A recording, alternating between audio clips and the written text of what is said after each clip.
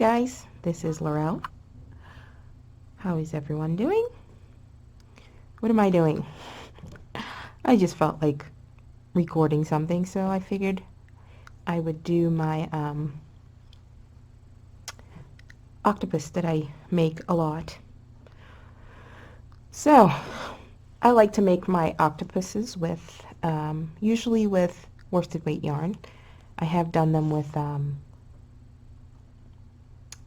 bulky and super bulky before, but typically it's done with worsted weight. So I'm using my favorite but discontinued Big Twist Premium,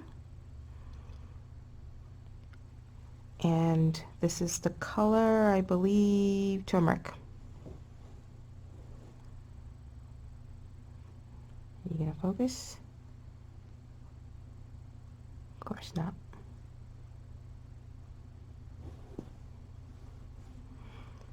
Anyway, take my word for it, it's turmeric. And typically I use a 3.5 millimeter hook for my pretty much all my amigurumis that I do with worsted weight. Depending on the yarn, I may go down to a 3.25, or I might go up to a 3.75, which is an F, or I go to a G, which is a 4 millimeter. I'm going to be using a 3.45 just so it's easier for everything to be seen today. And you're going to need your trusty tapestry needle, stitch marker. I like to use these when I do amigurumi. They're just easier to slip in and out. And scissors. Okay. So I start with a magic ring, and this isn't going to be a how to crochet kind of video. It's just showing you what I do. But the way I do my magic ring, I wrap around once, bring it across, I reach under and grab the back one, bring it forward and twist, and then I just make one chain. Just to, this chain doesn't count. It's usually just to secure it.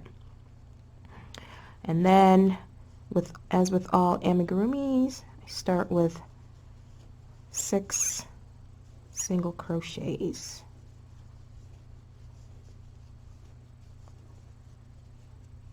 And I've mentioned before that I am a klutzy crocheter. 1, 2, 3, 4. And most of the time I don't count as I go. I'll put in a number of stitches and then I just go back and count. Okay, so you do your increase, and don't be afraid to, if you can't get into the stitch, to, you know, you're forcing your way, use your fingers to get you in there. So you just increase in every stitch.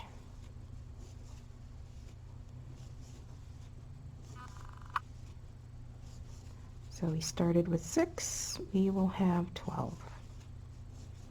Oops. When I say I'm a klutzy crocheter, I'm always dropping my my yarn from my hook.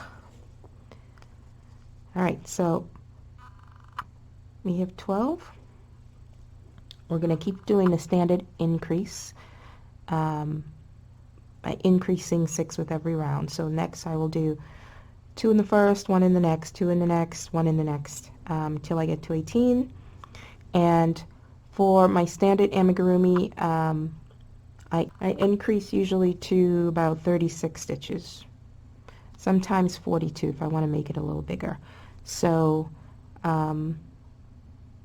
increase all the way to 36 and I will come back.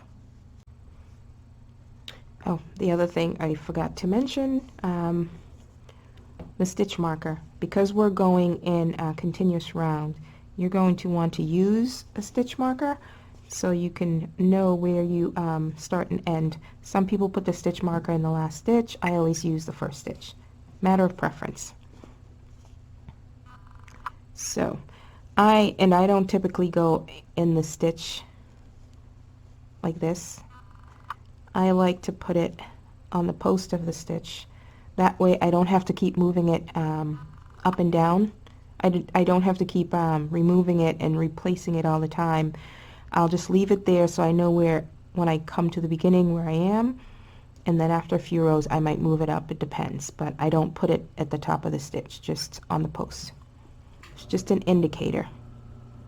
Oh, and if you heard that, my heater just went on, because even though it's May 1st tomorrow, the temperature dipped almost 10 degrees from yesterday. So I will keep going. I'm on the 24 stitch increase, so I will meet you when I end up with 36. Alright, I think I'm actually going to stop at 30 stitches in total. If you want a bigger octopus, you can increase another row and another row, depends on how big you want it. But this number 4 yarn's a little plumper than most of the others, so this is where I would move up my stitch marker. So I am going to do anywhere from 8 to 10 rounds of just single crochet around until I get the shape that I want. I say 8 to 10 because depending on the yarn, sometimes when I get to 8 it's big enough for me, sometimes it's not, so I add another and I add another, and it's usually I end between 8 to 10 rounds. So with this one I'm thinking I might do 8 or 9 rounds, but we'll see once I get there. So we're just going to do 1 single crochet in each stitch around for 8 to 10 rounds, or, oops, like I said, I am a klutzy crocheter, and sitting in this position is not my normal, so I will do this a lot more. You're probably hearing my heater. It's quite noisy. It's an old house, and it's older, not as old as the house, but old baseboards. And it's always rattling. At least it's warm. So the other reason too, and if you could see like the light, like right here, I don't like such big stitches. I've noticed that a lot of people use a 4mm hook for the amigurumis, and I'm guessing they're pretty tight crocheters, but for me it would just be too gappy, and I don't like that look. So okay, I'm gonna have to pause because Minion 2 is home from school. He may be bounding down the stairs any minute now.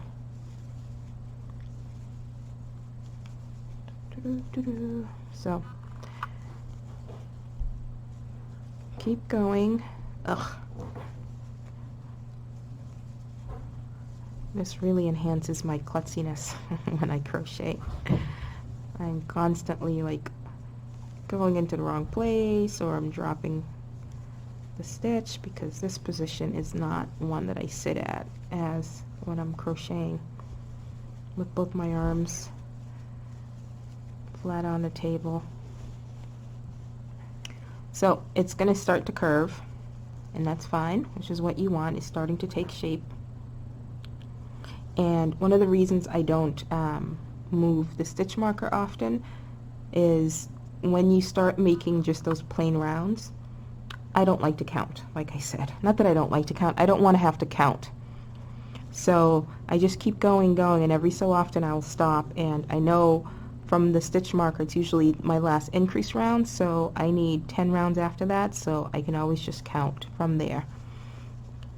It's doing its job. It's a stitch marker, progress keeper, as knitters like to call it. But It's a stitch marker to us crocheters.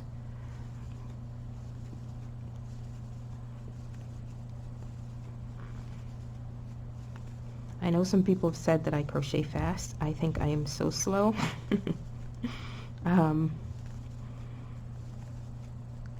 Because of this, because of always like klutzing up the stitch. I've tried holding my hook differently, my yarn differently. I actually used to crochet, I can't even remember how to hold it now. I used to hold my hook pencil style, and I used to hold, I can't even remember, I used to crochet like this, and then such a long time ago, and I forced myself, oh, it's Mr. Allergies, I forced myself to hold it the knife way, because I hated that when I crocheted this way, I always rubbed, the hook always rubbed on my hand, and it used to drive me crazy. So I forced myself to hold it, you know, this way. And then it, oops, a little too loose. This isn't even my natural way of holding it. When I think about it, I can't do it, but my hand will naturally go in its position. Basically, the lead yarn comes from the outside usually, but when I think about it, I can't do it. It just happens when I automatically pick up the yarn. And sometimes when my hand gets tired, I wrap it around my finger. This way not so much, because I always have to move it. So it's always good to have different ways of holding your hook and yarn, because when your hand gets tired in one way, you know, you get to switch it up. It also helps to not cramp up and get those pains we inevitably get. Mine is in my left elbow, and I have to stop and stretch, or sometimes just stop for a little bit.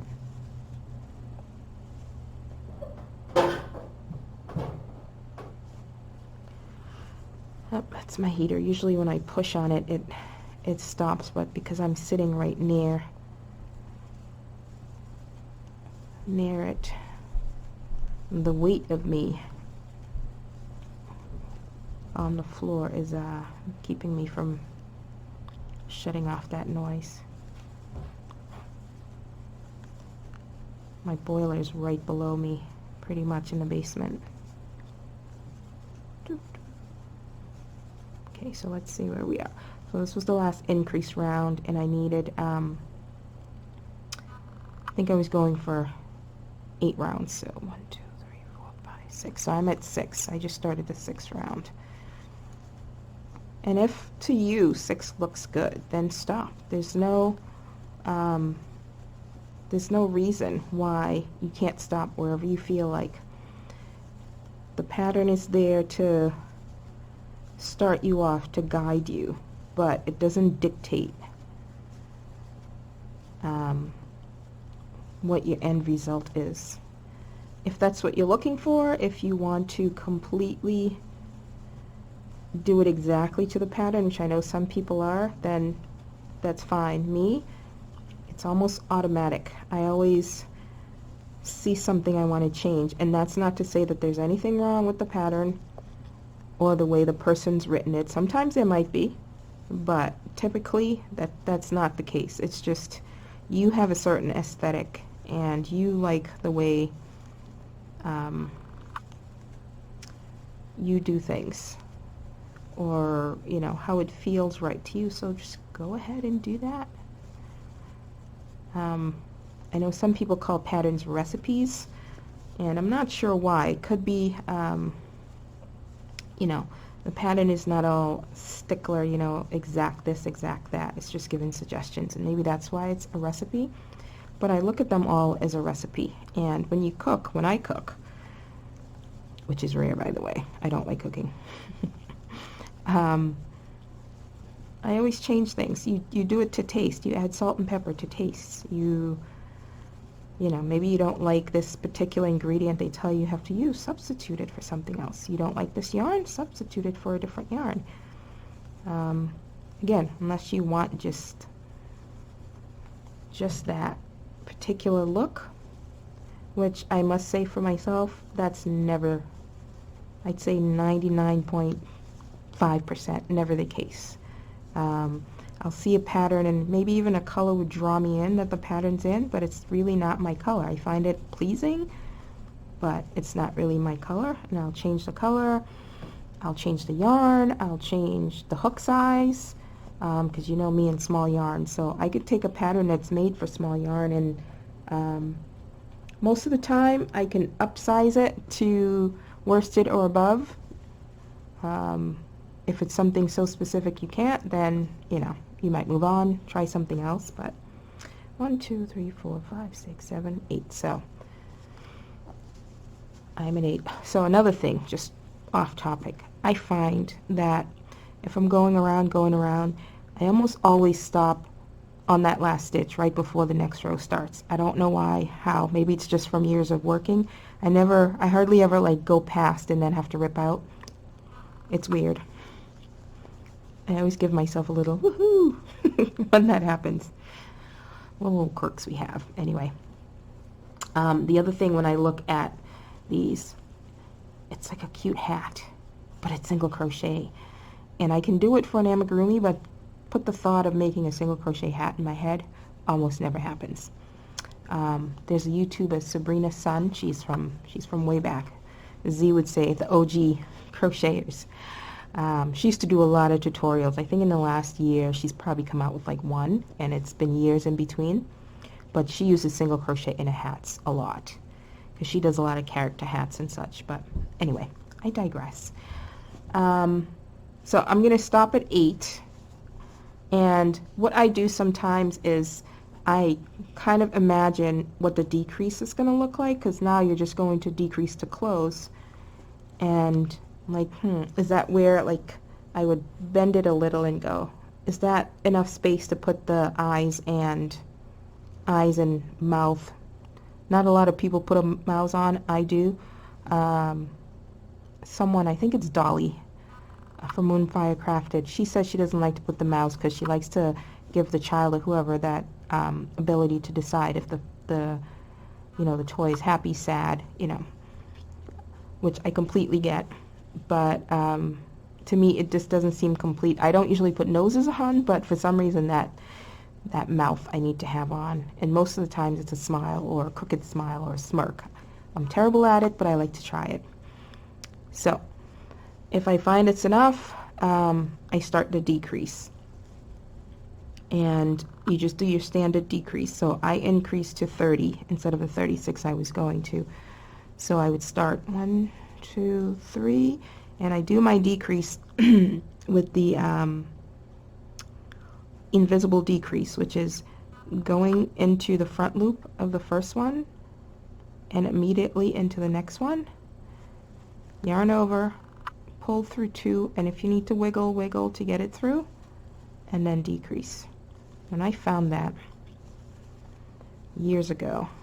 I'm like, oh, so much better, because I didn't like the lump of the 2 stitches decreased together in the traditional way. So now mind you, this doesn't always work for every instance, because you use single crochet, it doesn't show so much, but when you use taller stitches, when you do that invisible decrease, it leaves a bit of a gap. So sometimes you do have to do the standard crochet 2 together instead of the invisible one, but for the most part I use the invisible decrease. Okay, and I always use this. Am I at the last stitch? Yep. So now I went from 30 to 24, and this is where I typically do the row for the tentacles. So I think this is a pretty good good size, and once you've stuffed it, it stretches out a little, so it makes it a little more squat. It might look a little long now, but it works out. So what I do for the legs, and I've seen somebody else do it, but when I started doing it, I think I may have seen just one other video, and I did search that did it, but a lot more people are doing it now. You do, ooh, the arms. You leave a row, you work in the back stitch for this, the back loop for this round, so you leave the outside loops to come back and attach the legs. That way you don't have to do a whole separate one and then sew it on. You apply it on. So 24, you do 2 in the back, and then the same thing. You go in the back of one.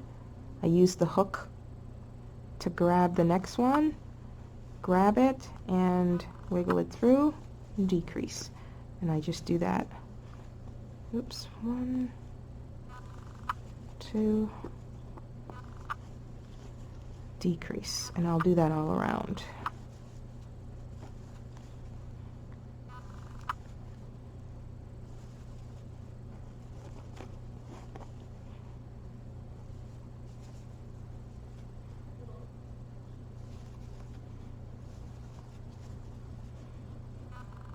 This position definitely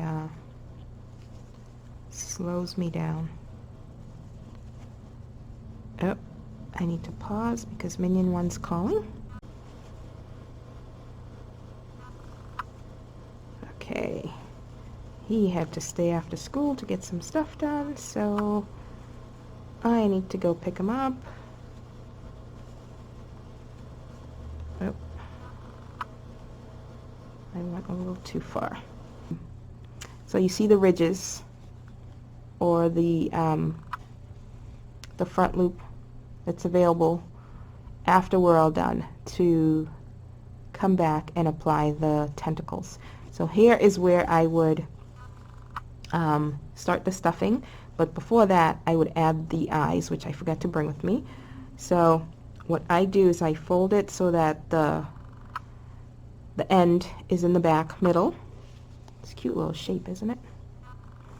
And then I choose where I want to put the eyes. I don't have a fixed place. Sometimes I want it lower, sometimes I want it higher, sometimes I want them closer together, sometimes further apart.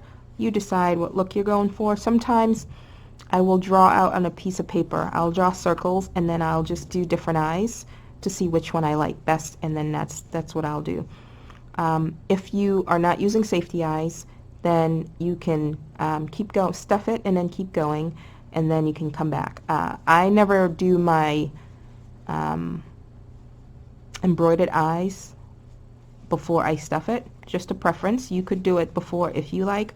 I always do it after I'm all stuffed. So I'm all stuffed. So I will go do the stuffing. I will go get Minion 1, and then I'll be back.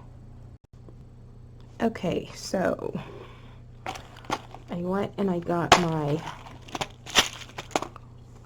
this is just a small container. I have a bigger container of eyes, mostly black ones, some noses and stuff, but I tend to use usually anywhere from 10 to 12 millimeter eyes. I like the bigger ones.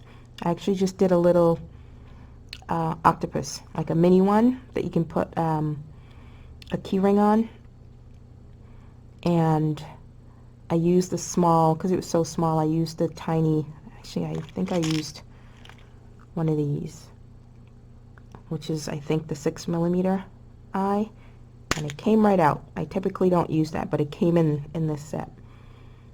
Sometimes if I do use these, I do cut a little piece of felt and I put behind it.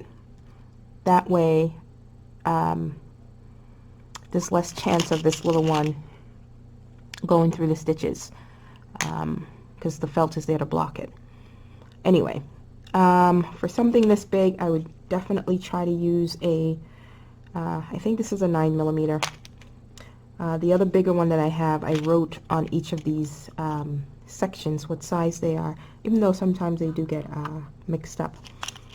But just for this demonstration, and this came in the colors, I like the browns and the gold and the clear ones in black, but this one had blue and green, and they tend to look weird, I think. But let me find the backs. Where are you? There's one, and that's not the other.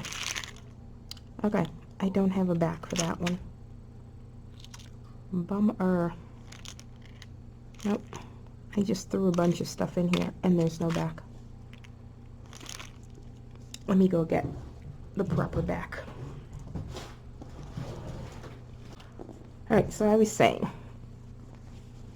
I fold it so that the end is in the back, somewhere around the middle. And then for this one, so this is where it curves under, so I think I'm going to do probably around the center. And you put it in and take a look. Does that not scare you enough? Or does it scare you at all? And then you move it. Maybe you want it a little wider, so you move it over. Yeah, that'll do. That's pretty much the extent of how I decide. And you put the back. I have this little washer. I should have, it's in my bigger container. I use to put on the back. And of course the back doesn't want to go on now. I use to help me, give me leverage. So the washer would fit over here. So I put the back on and I put the washer right over it, and because the washer is wider, I get to have leverage to push down. But it's in my bigger container. So yeah, I put this on here, and then I put the washer over that, the whole of the washer over that, and then I have more space to grab onto to push down. Okay. So there is McScary. It looks black, but it's actually, there you go, blue eyes. Like I said, it's whatever I feel like. So I will stuff. And this is something I learned from Sharon Ayala.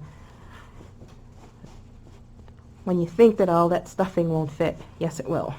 All the stuffing is a lot of air. So these little spaces can hold quite a bit. So first I put the big amount, and then what I do is I put it in, and then I put my fingers in, and then I just move it to the side to fill out the cavities. And then I take a look. Does it look okay? Does it need to be pushed in a little? Is it firm enough or not? So I take a little more, put it in, and then I just spin it around as I move it to the sides.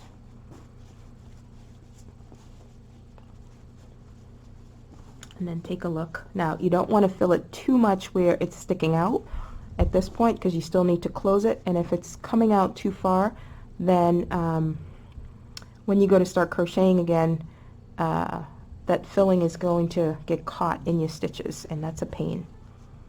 And you're going to hear Minion 1, who's now home, being extremely loud. Alright, so we're now doing under both loops now. We did only under the back loop for this row. So from here on till we close, we will do under both loops. So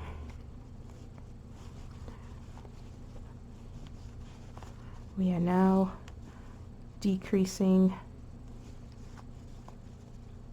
And this, to me, it always gets a little, make sure I'm in the right place, it gets a little fiddly trying to hold onto this big stuffed thing while you're trying to crochet. Sometimes I have to rest it on the table or on a surface. Sometimes I gotta squeeze and hold on really tight just to get leverage. Whatever works.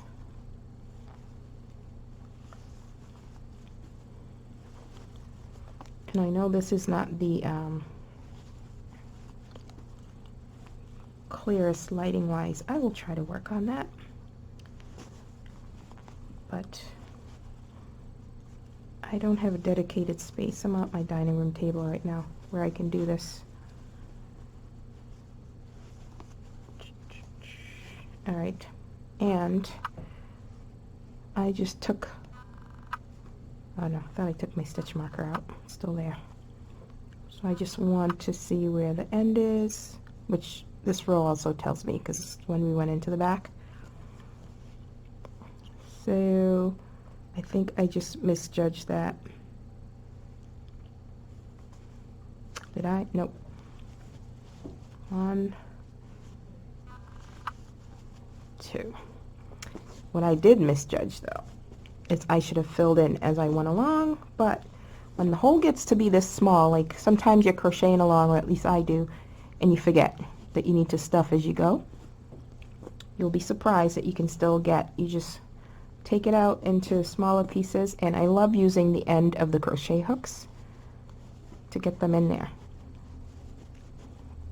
It just, and then you can just use your fingers to get it in. And again, try not to overstuff because it will stretch out your stitches, but these can hold quite a bit. You don't want it too soft, but you don't want it too firm where it's stretching out the stitches. So I think this is good enough. Because I used a larger hook, I don't want to keep stuffing. Typically with this soft, I would have given it a little more, but this is just for demonstration. Alright, so we are down to 6 stitches, and sometimes I just keep going and keep closing it, and sometimes I just cut it and weave it through. 1, 2, 3. And this is where you cut. And like him, a blue cherub, I don't like to waste, so I don't cut long tails. Grab my needle, and then I thread it, and then I just go under the outside loop of each stitch.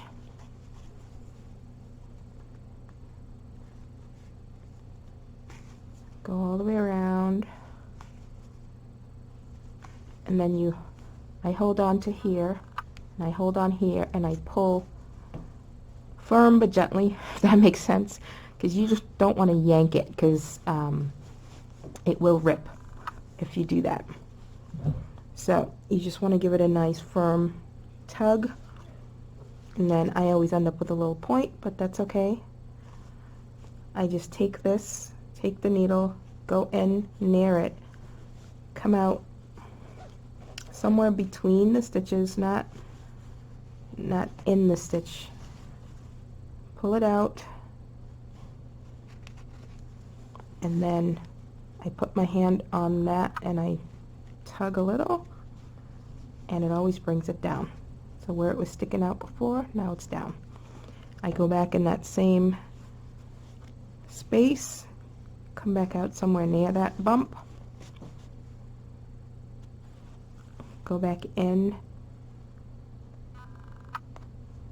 somewhere where it's easy to have the needle go through, come out through one of the spaces,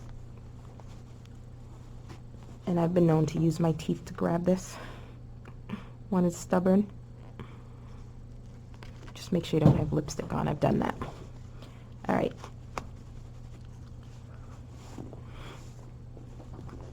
Okay, and it gets indented, pulls it all in.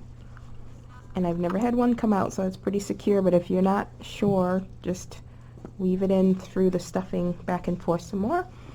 And oftentimes, here you can take the stitch marker out. I just give it a roll to reshape it, because you've been squeezing it and manhandling it to get those ends woven in. So, this is what you're left with. And you can see the row of front loops that we skipped. So what I do, now we're going to apply the we're going to apply the tentacles. So I make a slip knot, and then I'm going to make a, if I were, whoops, just lost a head. If I were starting with a single crochet, I could do a standing single crochet here, but I'm just going to slip it through. So this is the first front loop, and if you're not sure, count around to make sure you have 24, because that was the row where we did that in. So I just go in under that front loop, come out and slip stitch, and then I chain 3. 1, 2, 3. Give us a little tug to make sure it didn't loosen up. And then, because you're going under one loop, you just want to be, I've never had one, you know, break on me, but just be careful depending on the yarn you use. This is a pretty sturdy yarn. Sometimes I use double crochets, sometimes I use treble crochets. I think it's a 50-50 thing. It depends on the type of yarn or how big you want the tentacles to look.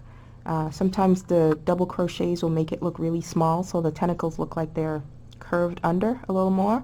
The treble crochets look like they're sitting out this way. So I think this time I'm going to use treble. So I usually put 5 to 6 in there, again depending on how big it is. Okay, you're gonna hear some Minion 1 clanky noises because I'm next to the kitchen.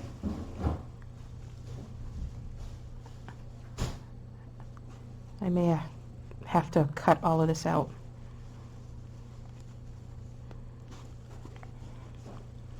So basically I am putting in, here we go, I'm going to do popcorn stitches basically for the tentacles is what I do.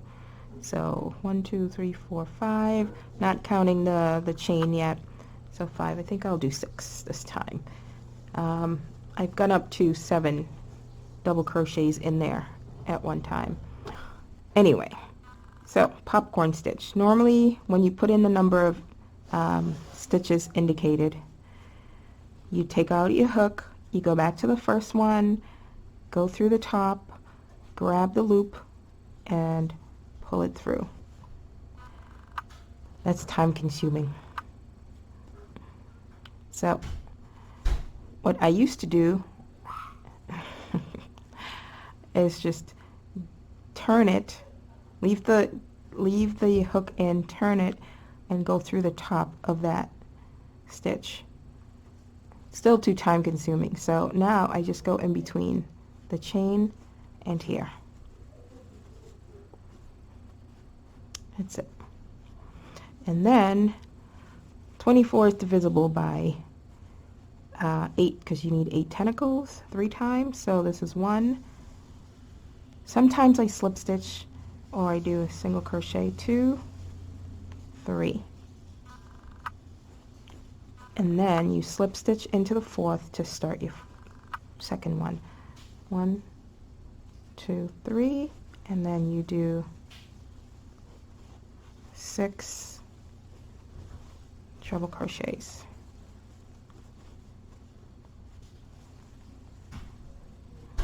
Now for me this gets a little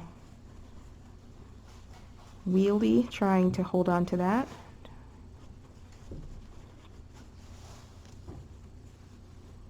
Let's see, 1, 2, 3, 4, 5, 6. So you leave it in, you turn, you go in between the chain and the first stitch and slip stitch. And that's that. And then you single crochet in the next 2, and then you slip stitch to start the next one. And then you just continue, and I will meet you at the end where I started doing something just a little bit different, and I will show you what it is when I get there. Okay, so I've made my last one. I single crochet. Space is getting a little tight. single crochet, and instead of just chaining one to fasten off, because of the nature of the working in the round, things spiral. So the next stitch would have gone down here. So if I fasten off, it tends to just angle down a little. So what I do is from back to front, I take my hook out from the back, I go into that first stitch, put the loop back on, tighten it and pull it through, and chain one. And what that does is anchors it to the stitch up above, so things don't angle down as much. I don't waste yarn, and I cut that off, and then I would weave in that tail, and because I've been holding on to it, it misshapens it a bit, so I just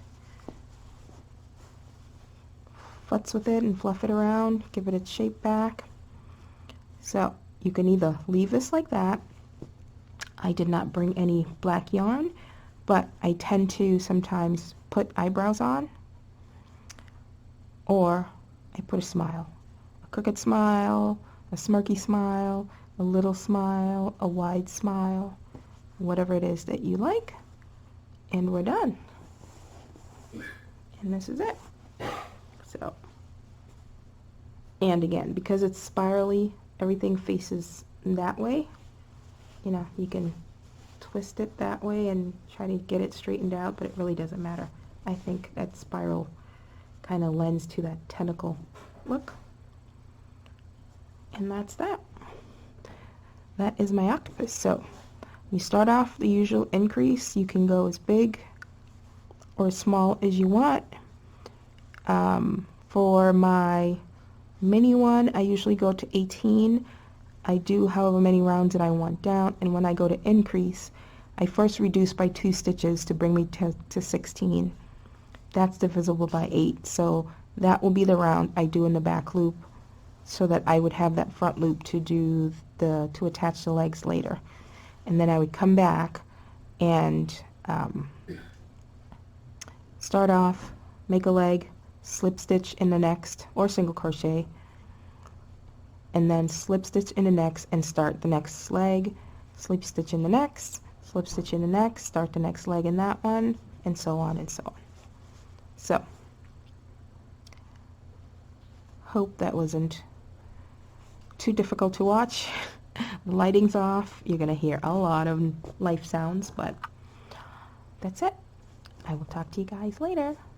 Bye.